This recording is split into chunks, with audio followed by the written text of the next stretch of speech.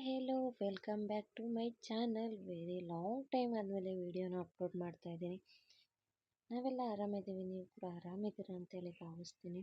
ಯಾರೆಲ್ಲ ಇನ್ನೂ ನನ್ನ ಚಾನಲ್ಗೆ ಸಬ್ಸ್ಕ್ರೈಬ್ ಆಗಿಲ್ಲ, ಪ್ಲೀಸ್ ಸಬ್ಸ್ಕ್ರೈಬ್ ಆಗಿ, ಹಾಗೆ ಬೆಲ್ಲೈಕನ್ ಆಲ್ ಅಂತ ಕ್ಲಿಕ್ ಮಾಡಿ. ಈ ವಿಡಿಯೋ ಬಂದು ನಾವು ಮಂತ್ರಾಲಯಕ್ಕೆ ಹೋಗಿರೋ ಜರ್ನಿನ ನಾನು ನಿಮ್ಮ ಜೊತೆ ಹಂಚ್ಕೋತಾ ಇದ್ದೀನಿ. ಬೆಳಗ್ಗೆನೇ ಬೇಗ ಎದ್ದು ಫ್ರೆಶ್ ಅಪ್ ಆಗಿ ತಿಂಡಿನ ಮುಗಿಸ್ಕೊಂಡು ಅದ್ರ ಜೊತೆ ಮಧ್ಯಾಹ್ನ ಊಟನೂ ಕೂಡ ಮನೇಲೇ ಮುಗಿಸ್ಕೊಂಡ್ವಿ. ನಾವು ಹೊರಟಿರೋದು ಬುಧವಾರ ಆಗಿರೋದ್ರಿಂದ ಮಂತ್ರಾಲಯಕ್ಕೆ ಗುರುವಾರ ರೀಚ್ ಆಗೋ ಪ್ಲ್ಯಾನ್ ಇತ್ತು. ಹಾಗಾಗಿ ಎಲ್ಲ ಮಧ್ಯಾಹ್ನನೇ ಹೊರಟ್ವಿ. 1:30ಗೆ ನಾವು ಮನೆ ಬಿಡೋ ಪ್ಲ್ಯಾನ್ ಇತ್ತು. ಅಷ್ಟೊತ್ತಿಗೆ ನಾವು ರೆಡಿ ಆಗೋ ಅಷ್ಟೊತ್ತಿಗೆ ನಮ್ಮ ಜೊತೆ ಬರೋರು ಕೂಡ ರೆಡಿಯಾಗಿ ಬಂದಿದ್ದರು. ಈ ಜರ್ನಿ ನಂಗೆ ತುಂಬಾ ಸ್ಪೆಷಲ್ ಆಗಿದೆ. ಯಾಕಂದರೆ ನನ್ನ ಮಗನ ಜೊತೆ ಇದು ಮೊದಲನೇ ಜರ್ನಿ, ಅದು ಲಾಂಗ್ ಜರ್ನಿ ಆಗಿದೆ. ರಾಯರನ್ನ ನೋಡೋದಕ್ಕೆ, ನನ್ನ ಮಗನ ಜೊತೆ ಹೋಗೋದಕ್ಕೆ ತುಂಬಾ ಖುಷಿ ಇದೆ.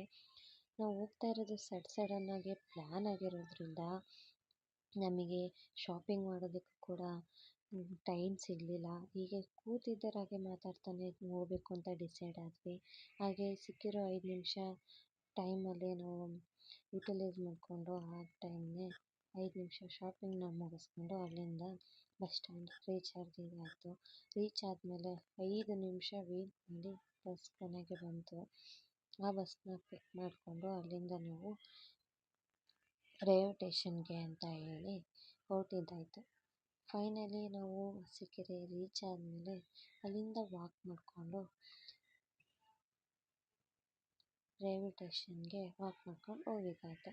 ರೈಲ್ವೆ ಸ್ಟೇಷನ್ಗೆ ಹೋದ್ವಿ. 5 ನಿಮಿಷದಲ್ಲಿ ನಮಗೆ ಹೋಗೋ ಅಷ್ಟೊತ್ತಿಗೆ 5 ನಿಮಿಷಕ್ಕೆ ನಮಗೆ ಟ್ರೈನ್ ಮಿಸ್ ಆದಮೇಲೆ ಮತ್ತೆ ಅಲ್ಲಿ ಹೋಗಿ ಟಿಕೆಟ್ನ ತೊಗೊಂಡೆ. ಆವಾಗ 5:45 5:40ಕ್ಕೆ ಯಶವಂತಪುರಕ್ಕೆ ಅಂತ ಹೇಳಿದ್ರು. ನಾವು ಯಶವಂತಪುರಕ್ಕೆ ಹೋಗಿ ಅಲ್ಲಿಂದ 11:15ಗೆ ಮಂತ್ರಾಲಯ ಟ್ರೈನ್ ಇದೆ, ಆ ಟ್ರೈನ್ಗೆ ಹೋಗಬೇಕು ಅಂತೇಳಿ ಪ್ಲ್ಯಾನ್ ಮಾಡ್ಕೊಂಡಿದ್ವಿ. ಹಾಗಾಗಿ ಅರಸೀಕೆರೆ ರೈಲ್ವೆ ಸ್ಟೇಷನಲ್ಲಿ ನಾವು ಟಿಕೆಟ್ನ ತೊಗೊಂಡ್ವಿ 5:45ಗೆ. ಅಲ್ಲೇ ಕೂತ್ಕೊಂಡು ಸ್ವಲ್ಪ ಟೈಮ್ ಸ್ಪೆಂಡ್ ಮಾಡ್ತಾ ಹಾಗೆ ಬಂದ್ವಿ. ಸ್ವಲ್ಪ ವಾಕ್ ಮಾಡ್ಕೊಂಡು ಹೋಗೋಣ ಅಂತೇಳಿ ಬಂದಮೇಲೆ ಅಲ್ಲೇ ಜ್ಯೂಸ್ ಕುಡ್ಕೊಂಡ್ವಿ. ಮತ್ತೆ ರೈಲ್ವೆ ಸ್ಟೇಷನ್ನಿಗೆ ಹೋದ್ವಿ. ನಮ್ಮ ಟ್ರೈನ್ ಬರೋವರೆಗೂ ವೆಯ್ಟ್ ಮಾಡಿ ಫೈನಲಿ ನಮ್ಮ ಟ್ರೈನ್ ಬಂದಾದಮೇಲೆ ಅದನ್ನು ಹತ್ಕೊಂಡು ಯಶವಂತಪುರಕ್ಕೆ ಬಂದು ರೀಚ್ ಆದ್ವಿ. ನೈಟ್ ನಾವು ಒಂದು 8:00ವರೆಗೆ ರೀಚ್ ಆಗಿದ್ದು. 8:00ವರೆಗೆ ರೀಚ್ ಆದ್ವಿ. ಅಲ್ಲೇ ಮನೆಯಿಂದ ತಂದಿರೋ ಊಟ ಎಲ್ಲ ಆರಾಮಾಗಿ ಕೂತ್ಕೊಂಡು ಊಟನ ಮುಗಿಸ್ಕೊಂಡ್ವಿ ಯಶವಂತಪುರ ರೈಲ್ವೆ ಸ್ಟೇಷನ್ನಲ್ಲೇ. ಹಾಗೆ ಟಿಕೆಟ್ನ ತೊಗೊಂಡ್ವಿ. ಫೈನಲ್ 10 ಗಂಟೆಗೇ ಪ್ಲಾಟ್ಫಾರಮ್ ನಂಬರ್ ಹೇಳೋದು ಅಂತ ಹೇಳಿದರು. ಹಾಗೆ ಹೇಳಾದಮೇಲೆ ಪ್ಲಾಟ್ಫಾರಮ್ ನಂಬರ್ 1 ಅಂತ ಹೇಳಾದಮೇಲೆ ಫಾಸ್ಟಾಗಿ ಓಡೋದ್ವಿ. ಯಾಕಂದರೆ ಟ್ರೈನಲ್ಲಿ ಸೀಟ್ ಸಿಗಬೇಕು, ಯಾಕಂದರೆ ಲಾಂಗ್ ಜರ್ನಿ ಇರೋದ್ರಿಂದ ಕೂತ್ಕೊಂಡು ಹೋಗೋದಕ್ಕಾಗಲ್ಲ ಅಂತ ಹೇಳಿ ಟ್ರೈನ್ ಹತ್ತಿ ಮೊದಲು ಸೀಟ್ನ ಹಿಡ್ಕೊಂಡು ಆರಾಮಾಗಿ ನಿದ್ದೆ ಮಾಡಿದ್ವಿ. ನೈಟೆಲ್ಲ ನಿದ್ದೆ ಮಾಡೋದೇ ಗೊತ್ತಾಗಲಿಲ್ಲ. ಪಾಪು ಕೂಡ ಆರಾಮಾಗಿದ್ದ. ಬೆಳಗ್ಗೆ ಎದ್ದು ನೋಡಿದಾಗ 6:30 ಆಗಿತ್ತು ಟೈಮು. ಸೂರ್ಯ ಕೂಡ ಉದಯಿಸಿದ್ದ.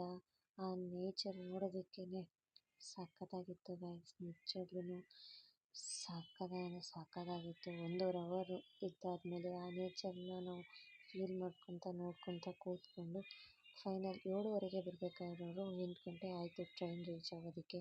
ಫೈನಲಿ ರೀಚ್ ಆದ್ವಿ. ಮಂತ್ರಾಲಯ ರೋಡ್ ಅಂತಲೇ ಕರೀತಾರೆ ಸ್ಟೇಷನ್ನು.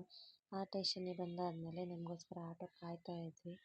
ಆ ಆಟೋನ ಮಾಡಿಕೊಂಡು ಮತ್ತೆ ಮಂತ್ರಾಲಯ ದೇವಸ್ಥಾನ ಹತ್ರ ಬಂದ್ವಿ. ರಾಯರ ಸನ್ನಿಧಿಗೆ ಬಂದಾದಮೇಲೆ ಮೊದಲು ಹೋಗಿ ಫ್ರೆಶ್ ಅಪ್ ಆಗಿ ದೇವ್ರನ್ನ ದರ್ಶನ ಮಾಡೋದಕ್ಕೆ ಅಂತೇಳಿ ಹೋದ್ವಿ. ಆ ದರ್ಶನ ಮಾಡೋದಕ್ಕೆ ಹೋಗಿದ್ದನ್ನೆಲ್ಲ ವೀಡಿಯೋ ಮಾಡ್ಕೊಳಕ್ಕಾಗಲೇ ಇಲ್ಲ. ಫುಲ್ ಗಜಿಬಿಜಿಲೇ ಇರೋದ್ರಿಂದ ಆಗಲಿಲ್ಲ. ಹೋದ್ವಿ, ಚೆನ್ನಾಗಿ ದರ್ಶನ ಆಯಿತು. ನಮಗೆ ಪಾಪು ಇರೋದ್ರಿಂದ ಬೇಗನೆ ಬಿಟ್ಟರು. ಮುಂದೆ ಹೋಗಿ ಚೆನ್ನಾಗಿದೆ ದರ್ಶನ ಎಲ್ಲ ಮುಗಿಸ್ಕೊಂಡು ಅಲ್ಲೇ ಸಿಕ್ಕೋ ಪ್ರಸಾದನ ತಿಂದ್ವಿ. ಹೆಜ್ಜೆ ಪ್ರದಕ್ಷಿಣೆ ಎಲ್ಲ ಮುಗಿಸೋ ಅಷ್ಟೊತ್ತಿಗೆ 3 ಗಂಟೆ ಆಗಿತ್ತು.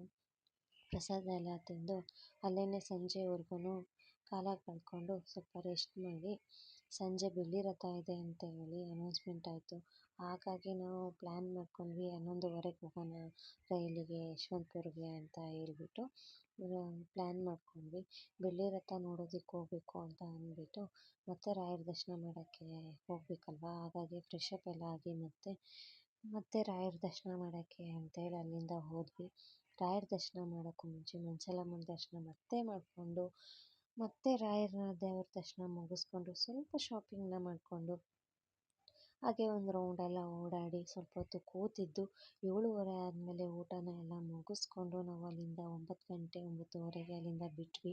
ಹಾಗೆ ಅಲ್ಲೇ ಸಿಗೋವಂಥ ಪರಿಮಳ ಪ್ರಸಾದನ ತಗೊಂಡು ಮಂತ್ರಾಲಯ ರಾಯರ ಸನ್ನಿಧಿನ ಬಿಟ್ವಿ. ಏನೋ ಒಂಥರ ಮನಸ್ಸಿಗೆ ಸಮಾಧಾನ ಆಗುತ್ತೆ.